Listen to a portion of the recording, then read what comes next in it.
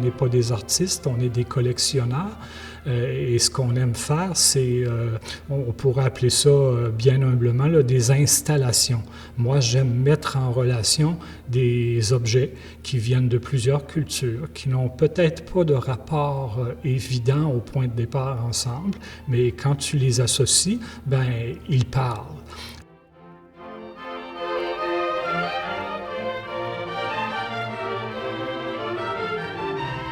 D'abord, en partant du thème de la résurrection, c'était important de démontrer ce passage mort-vie.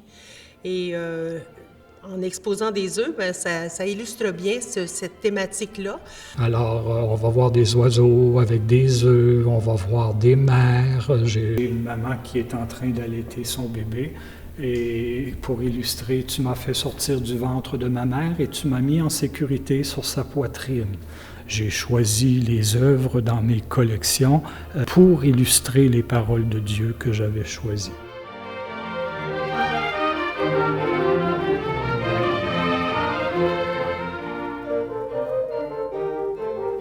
Et évidemment, vous avez l'arbre de Pâques de Manon avec des arbres, des œufs qui viennent de partout.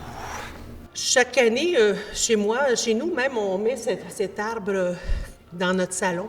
Pour Pâques, on fait un arbre de Pâques, un arbre avec des œufs. Tout au centre de mon arbre, il y a un petit œuf peint. C'est le premier qui m'a inspiré la fête de Pâques, puisque c'est un petit lapin qui traîne un panier plein d'œufs. Et pas un petit lapin, pardon, un petit mouton qui traîne un panier plein d'œufs. Alors, dans cet arbre, il y a près d'une quarantaine d'œufs faits à la main, peints. On a aussi des œufs qui ont été peints par nos petits-enfants, puis ils nous les ont donnés pour qu'on puisse les ajouter dans notre arbre. Et c'est en même temps comme un pendant de l'arbre de Noël. C'est un arbre rempli de couleurs, rempli de vie, rempli d'espérance. On va leur offrir aussi un petit œuf de Pâques, comme ça. Un petit œuf qui est fermé encore, mais qui peut s'ouvrir. Et à l'intérieur du petit œuf, attendez, je l'ouvre, à l'intérieur du petit œuf, ils vont retrouver un petit poussin, tout doux, qui parle de la vie. Et aussi une petite parole de Dieu sur laquelle c'est écrit « Je suis venu pour que vous ayez la vie et la vie en abondance ». On veut offrir la possibilité aux enfants ou tous ceux qui en veulent d'apporter un petit œuf là, que j'ai dans cet arbre-là qui est tout blanc. Et ils vont l'apporter à la maison pour le décorer en retenant ce qu'ils ont vu ici à la cathédrale pendant cette exposition, pouvoir exprimer l'espérance qui les habite.